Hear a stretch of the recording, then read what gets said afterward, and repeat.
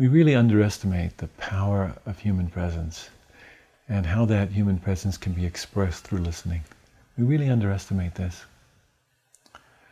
And I think also not just the value that it has for the person who's being listened to, but also how it brings us into contact. Good listening brings us into contact with ourselves and with this moment.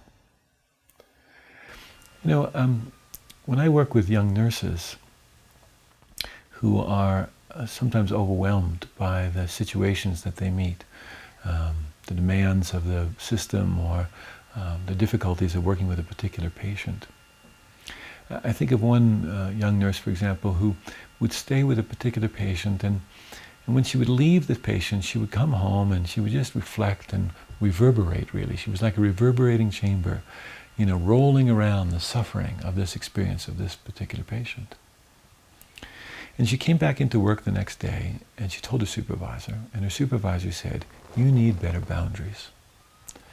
And what the young nurse understood that to mean is that she should withdraw more from this patient who she really cared for and really loved. And so that's what she did. She gradually withdrew, and when the woman died, she felt tremendously guilty. If we had taught that young nurse to just listen differently, she would have been able to stay present with the suffering and also stay balanced in herself. One of the models that we use in listening is to teach people how to listen from their heads, their hearts, and their bodies. When we listen from the head, we listen for content, we listen for the story, and we cultivate our wisdom and clarity and discernment. When we listen from the heart, we listen for the emotional flavor, and we cultivate our altruism and compassion and love. And when we listen from the body, we cultivate our intuition and also our presence. Because you see, the mind and the heart can be swept away into the past or the future, but the body's always here. If it's not, we're in trouble, huh?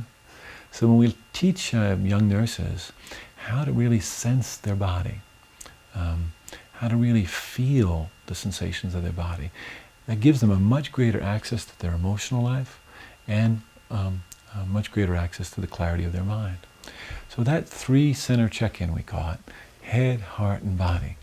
If we could teach nurses to learn to listen from those different centers, they would have a more complete kind of listening, they would be able to stay more balanced in their own selves, and it would be much more available to the people that they serve.